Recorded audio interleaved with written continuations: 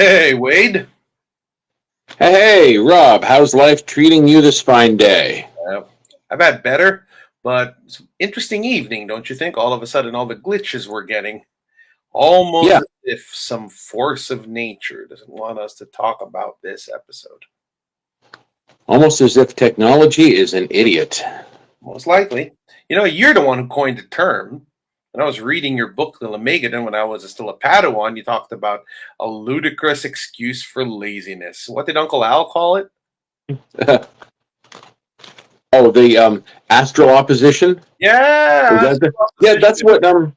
that's what Ebony called it because he and I actually built computers back when 386 was like the speed limit for a computer, and 486 was still still becoming a thing.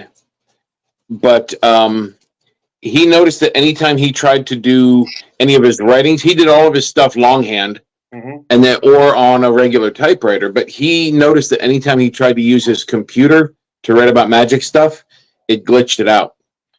Yeah, and it's interesting that we're having this discussion tonight. It's actually a pretty tame topic because, this topic is something that's close to my heart, but I guess something out there was kind of threatened by it. But shout out to the big man, Belial. I did my offerings to him, gave him some Lagavulin.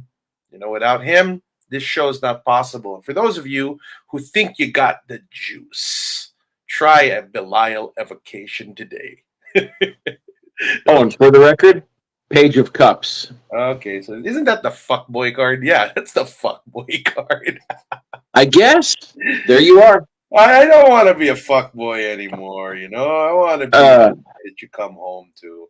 So You anyhow, know what, though? It's a good life as long as you're young enough to enjoy it. all right, Jack Sparrow, tell that to Will Turner 110 times, right? Yeah, well, you play a bad hand well, right? I guess so. That's the motto. So tonight's topic, we're talking about the tarot, but we're not talking about it in a way that you're used to. We're not going to give definitions. We're not going to give spreads. We're going to talk about it in a way that you're going to be kind of like, holy shit, I did not know. And that's one thing that I like about the tarot because I like to tell people time and time again, if you only use it for divination, you've completely missed the point. Did you know that, Wade? Oh yeah, it's a whole operating system. I mean, you can do your entire magical career just off a tarot deck. Makes me wonder, do you think you could discover your holy guardian angel through the tarot? Actually, you can do pretty much anything because it's a complete system of magical tools. Mm-hmm. It can be your temple. It can be. I'm actually working on a way to map the Tesseract onto the tarot because that sort of gets. I spoke with Eris about the whole thing of how to make it directional and how to get how to actually aim a Tesseract, which is something Ebony never figured out. But it seems to map really well onto the tarot, especially when you get to the directional parts. Well, here's one thing I'm going to share with you, Wade. This is one thing a lot of people don't know. And I share about this a lot in my advanced tarot class in Mysterium Philippines. Hey, Dr. Jeremy, thanks for tuning in. Anyhow, would it be a long shot for us to say that there is a consciousness in those cards? I like to use a clock metaphor whenever people talk about astrology. I'm getting there. It's a whole thing. I'm into the clockwork universe theory. Mm-hmm. So people say, well, the planets don't control my life. It's like, it's not like that. The clock hitting 5 doesn't make you hungry. It's indicating when you would naturally get hungry. Just like the planets don't make you feel a certain way, they indicate when you would be feeling that way naturally. So the tarot as a system is more reflective than proactive. So you would say, well, okay, the knowledge and conversation of your holy guardian angel, well, which card would that be and how do you make that happen? It doesn't happen like that. It comes up in your spread while it's happening. Yeah, I'm just kind of enjoying this moment because there's so many forms of magic and occultism that I know you would whoop my ass in. And this is just one of those only chess games that I can say. An interesting observation, Padawan. I mean, just me Well, shit on you. it seems to be that I mean, any system of magic, if you do it with the proper mindset, is going to work. Yeah. Even Wasserman's Necronomicon Yeah. actually works because he used legitimate magical formulas in it, which you can recognize if you know how to analyze that. Here's the thing I And want the to tarot is the same way. imagine how Sorry, much what's it? energy has been given into the tarot in the past hundreds or maybe even thousands of years. And imagine whose energy. Heck, it's got the energy of Pamela Coleman Smith, most of the Golden Dawn, Aleister Crowley himself. How many occultists have made the tarot its own sacrosanct practice? And imagine the juju behind that. That's why, like, people ask me time and time again, Wade, why are you still Catholic? And I say, well, I like the fact that my prayers have millions of views behind it, a lot of juices behind it. You know what I mean? So I know that these things have been prayed for, like if you say the old Latin prayers since the time of Christ. You know what I mean? So in the term of the tarot, of course, it could have started off as simple as a deck of 78 cards. But throughout the years, definitely as mages, we must agree that an egregore has been formed. Yes or no? Oh, absolutely. It's built up so much of its own presence in the collective unconscious that it's pretty much it maps neatly onto. It's like with the Kabbalah. It maps neatly onto our shared experience as humans. Exactly. And one thing I like to really share with people about the tarot is the fact that I tell people that if you are giving individuals a positive tarot experience and you're doing stuff to bring the tarot into positive life, the tarot as an egregor will reward you. But if you're using the tarot as some sort of circus sideshow gig, you're conning people with it, you're being blasphemous towards it, it's not unlike the tarot to tear you a new one. And that's one thing I like to tell people because here in Mysterium, Philippines, and throughout the Philippines, we've kind of raised the standards of tarot practice across the country. And I adamantly tell people I come across that there are two kinds of readers: the reader who uses the tarot to make themselves look good, and the reader who uses the tarot to make the tarot look good. And I guarantee you, the tarot is paying attention. Like in my advanced tarot class, there is an interesting activity that I have, which is called the courtship of the tarot. How do you court the tarot? It's just like saying, well, how do you become friends with Wade? It depends. There's no one size fits all. Rob may have an easy way of becoming friends with Wade, but Jim Jones may go years not becoming his friend. And one of the things I like to tell the people is that you have to earn the respect of those cards. And the creepy part about it is the reason I personally believe in the consciousness behind those cards is the fact that a lot of the time when you read for somebody using the tarot, the message is always meant, it's also meant for you. Haven't you had that happen? Well, yeah, it's a tool for it opens your intuition, but it becomes a shared connection from you and the client that you're reading for. Mm-hmm. Almost like if you're using wires to create an electrical connection between one machine and another one, and the more you use it, the better you get at it. Only in this case, it would be more like almost like using an artificial intelligence program, but one that was actually intelligent. Yeah. Or it's kind of like that old feeling, us as divorced men. You know, when you meet a guy and he's going through his divorce, and it was like, oh man, can I get you a beer? You immediately understand. You know what I mean? You're like, there's this resonance already between you and them. And it's the same thing with the tarot, that if you're reading something for a person and you resonate with it, the message can go both ways. But one thing I like to tell people also, and this is very apparent in my book, The Tarot 78, is that the tarot can also be a spell book. Did you know that? Mm-hmm. And one thing I like to do is I tell people, be very careful with the cards you affiliate and associate with. Like, I've got this problem with me that I'm always tired because I have a heavy burden on my shoulders. And I can't say I can blame myself because I really resonate with the card, the Emperor. But maybe if I don't want to be freaking Denethor on the throne, maybe what I need to start doing is bring some more Fool into my life, or some more Empress, or some more Sun, or Ten of Cups. And people think, well, I want to be the Magician. That's the card I want to affiliate with. That's all good and great. But when you think magician, a magician rarely cuts corners. Good example.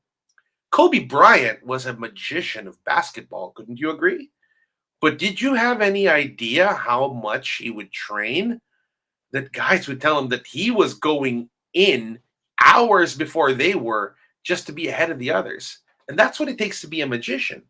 Or if you're saying, oh, well, I resonate with the Empress card, I'm going to make that my personal totem. Well, first and foremost, there's a statistical chance you might get knocked up by doing so, because the Empress is the ideal mother.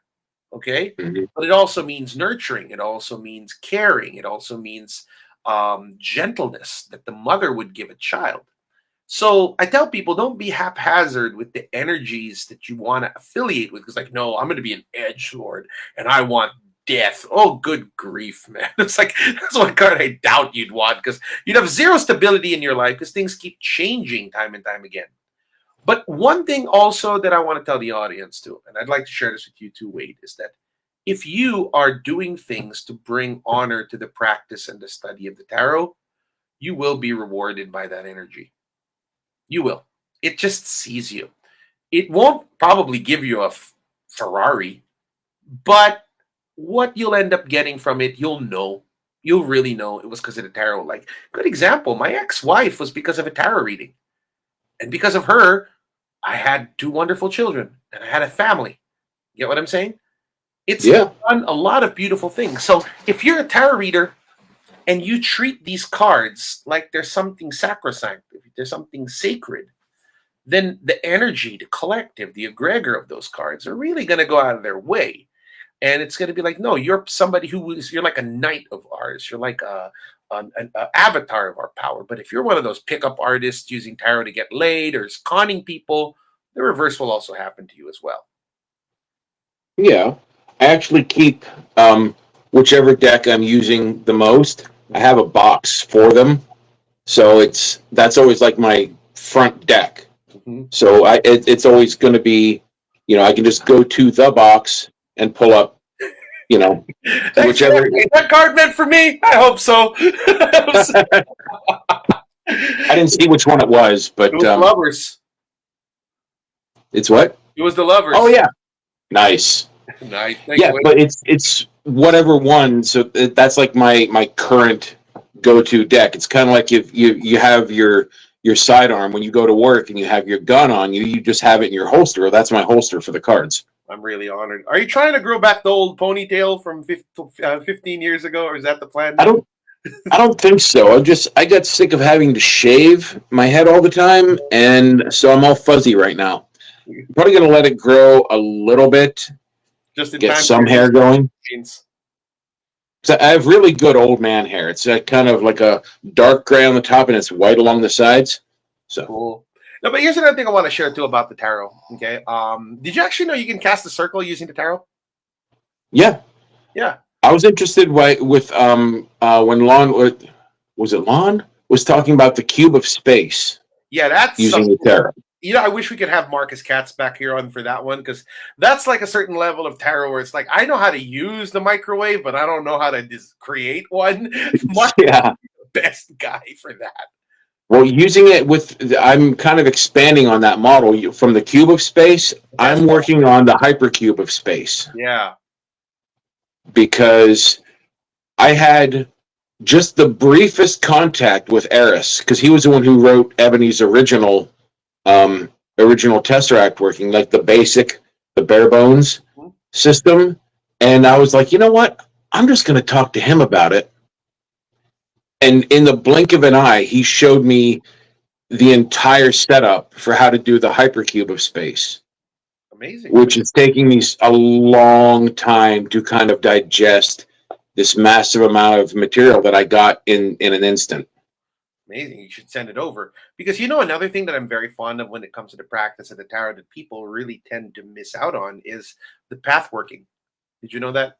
The one Mm. very powerful tool that you could use a tarot for is to actually speak to the archetypal energies per card. Like with a certain thing we teach in the advanced tarot program. Let's say you wanted to develop more leadership. So I would tell you, all right, you'd want to talk to the emperor. So what I would do is I would teach you a meditative trance in which you can actually see the tarot card and you enter it.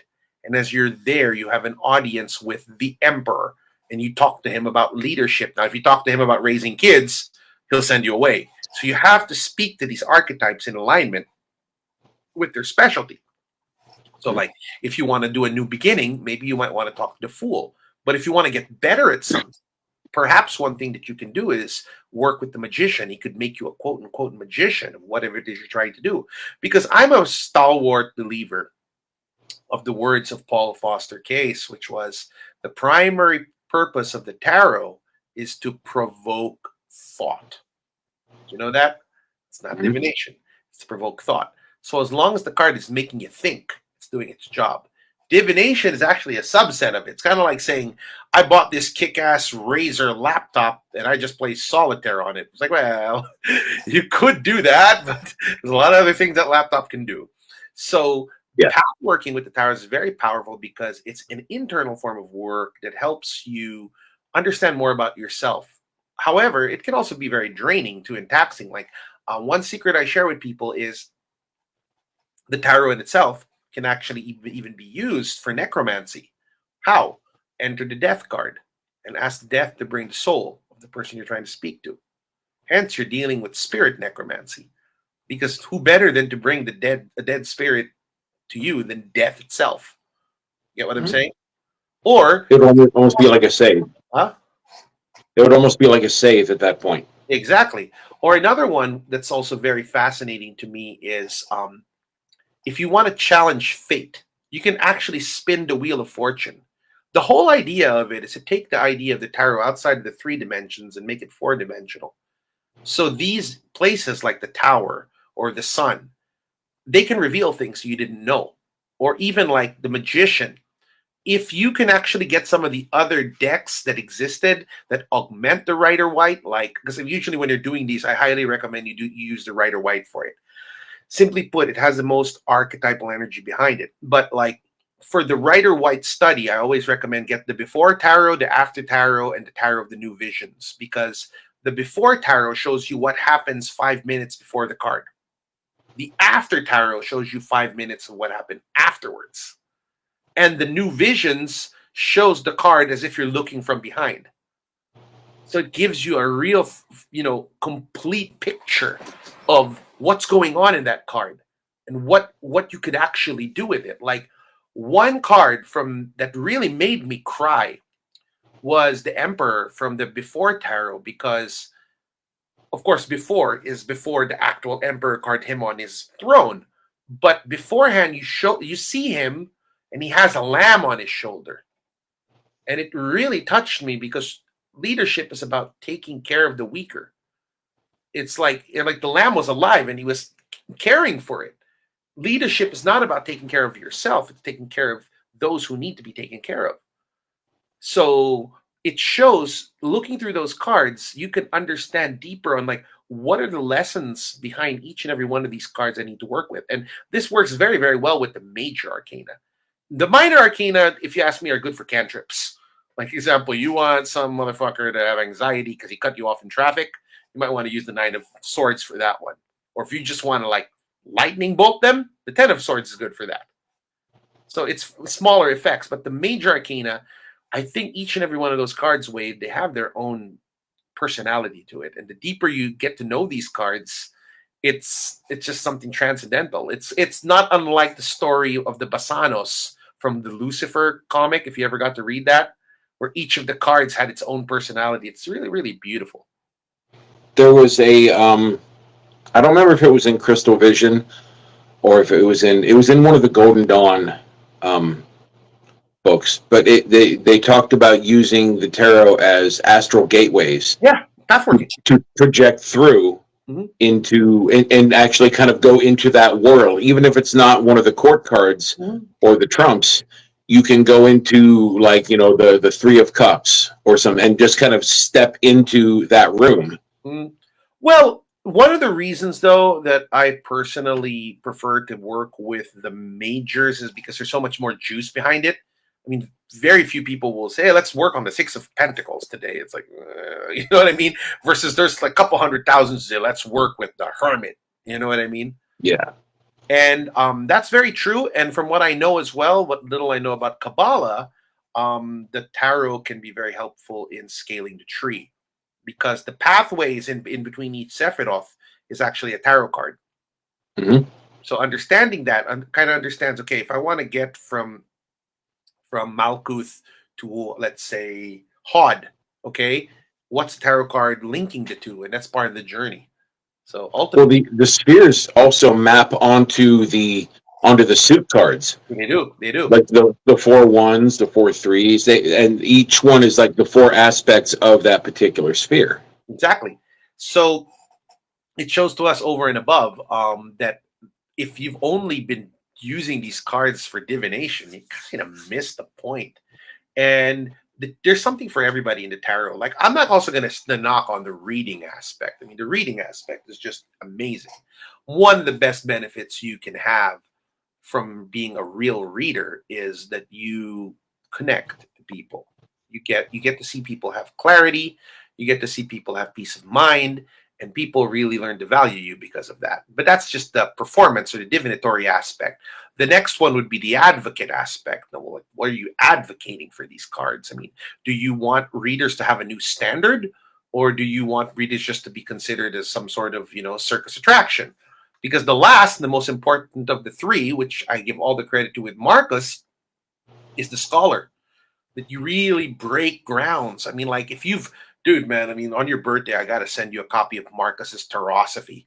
Because if you're a serious tarot reader and you have not read Tarosophy, that's like saying you're a Thelemite and you haven't read the Book of the Law.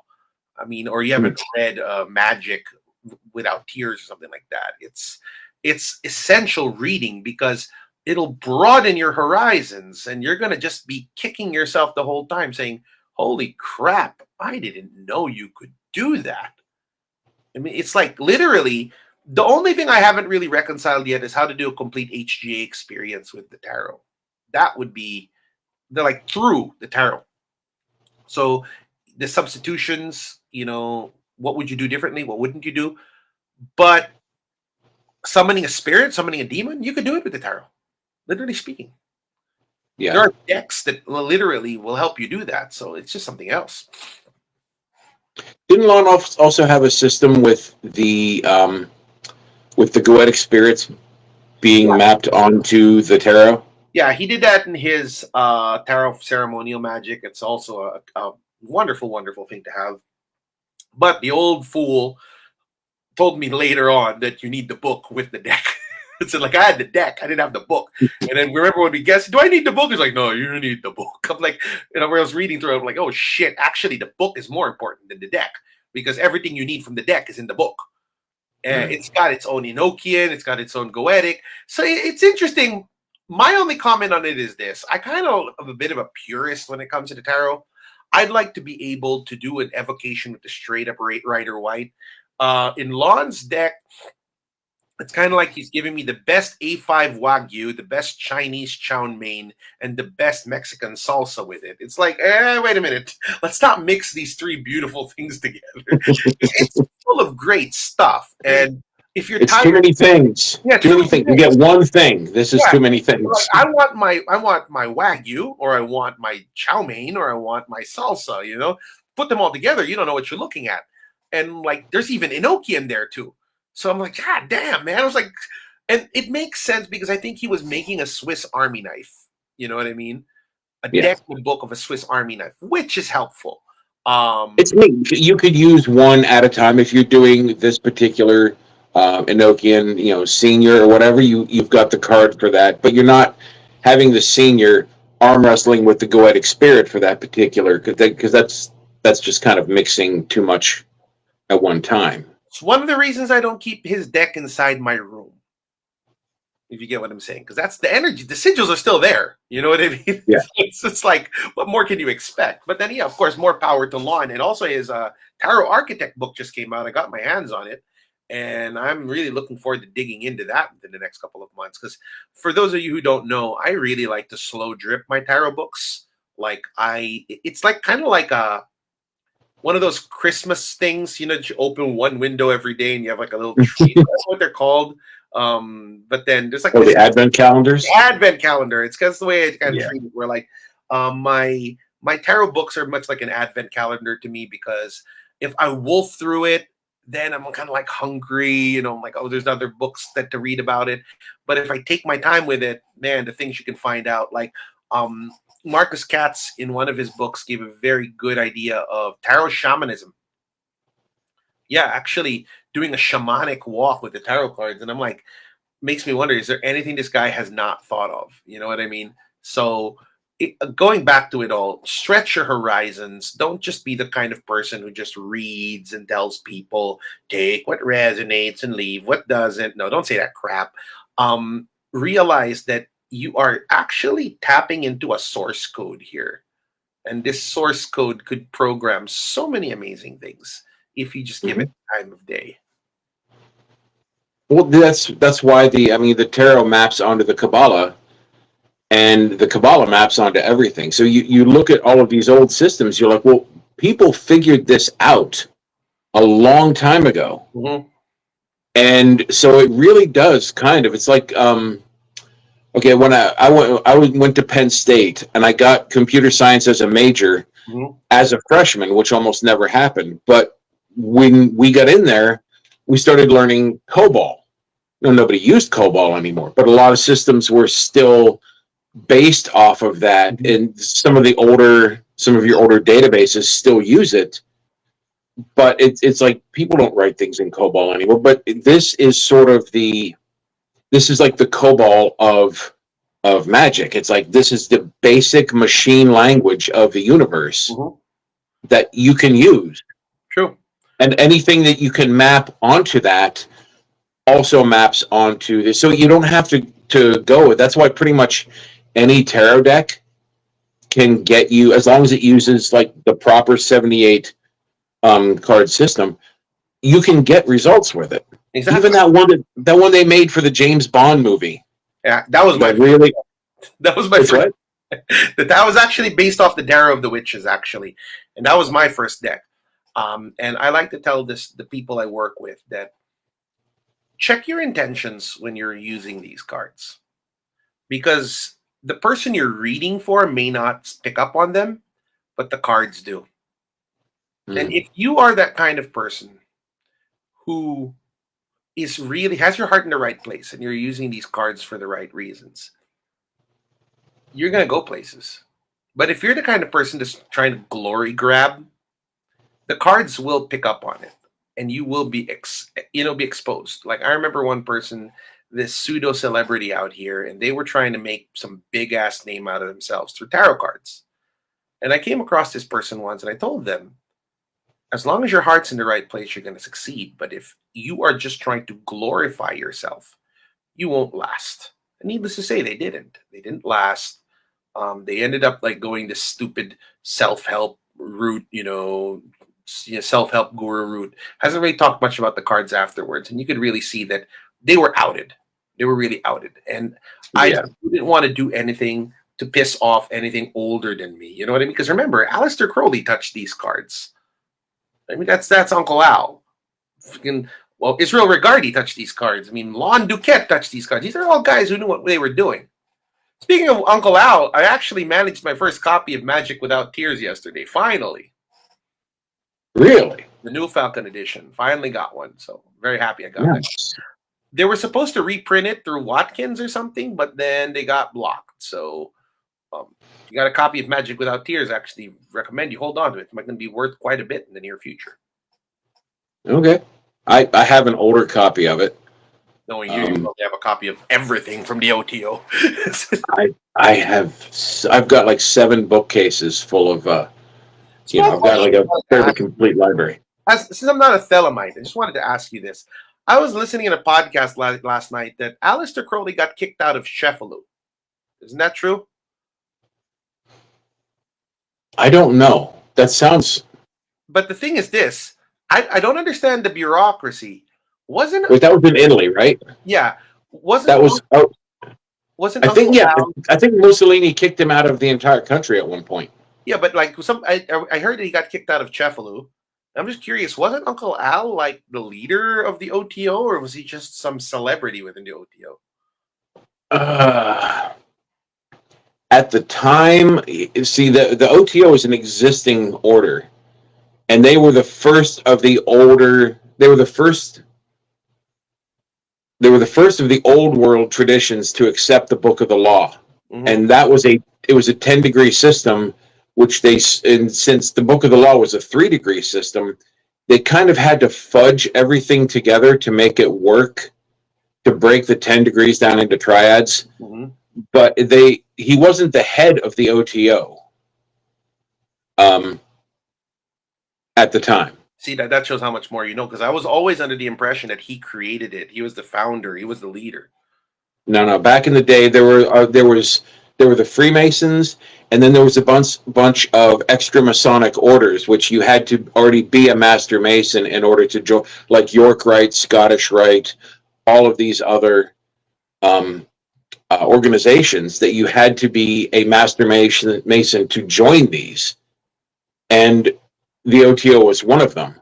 And they kind of, if you look at the initiation rituals in the OTO and the Freemasons, you'll see a lot of crossover that a lot of people in the OTO just don't understand. Why was this done? Why did they do this? What was the point of this? And we have people performing these rituals that aren't Masons and don't understand the symbolism of the rituals they're performing. Amazing. I mean, but it pre-existed Crowley.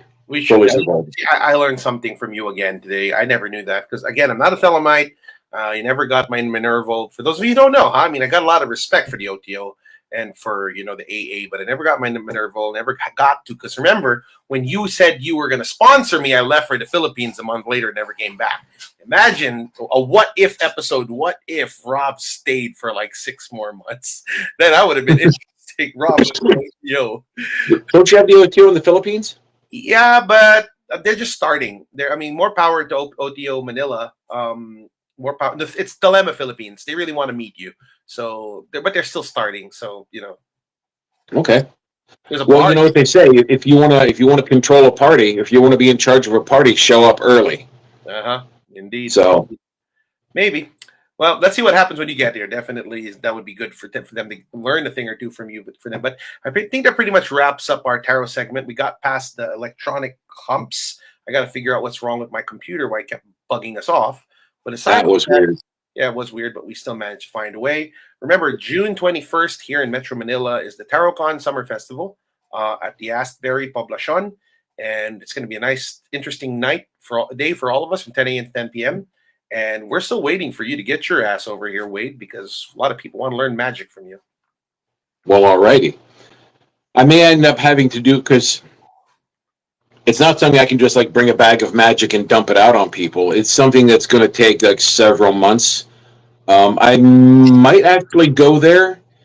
Like when I'm visiting, I may actually go and select some apprentices and then do the rest of it over, like this.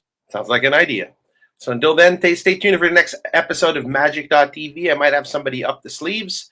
This is Robin Wade saying good night, Weird World.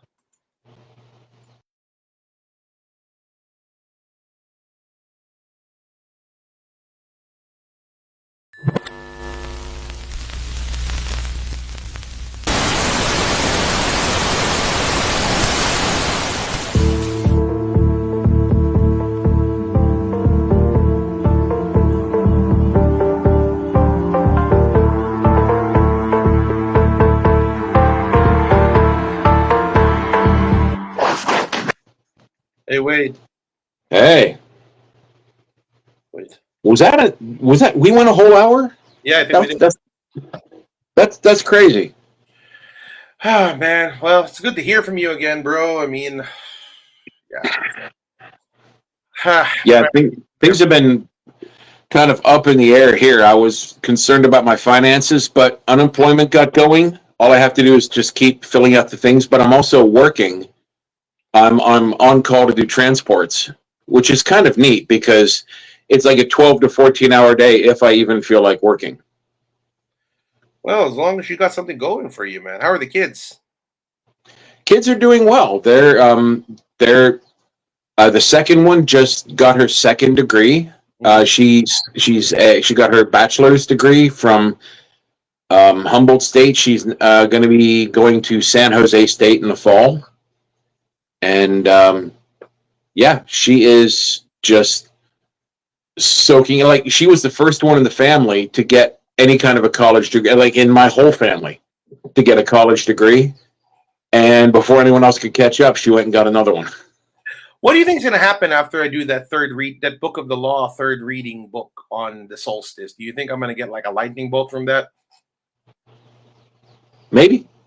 Huh? Keep a good diary. Because do I need to do it robed, or can I do it just in my regular clothes? You can do it any way you like. Okay, because like it's dealer's choice. If you want to do full ceremony, by all means. I need something big. Yeah. But then again, let me try to figure out also what's wrong with my other computer. That's kind of concerning. Yeah. That's the fast one, but at least we got this good old reliable one working. So, well, like, I know that mine doesn't work well for doing podcasts. I really do just need a new one. all right. It's got so many, like the Wi-Fi thing doesn't work so well for it. I have to use. It's got two Wi-Fi modules in it, and the first one burned out, and the second one is on its way.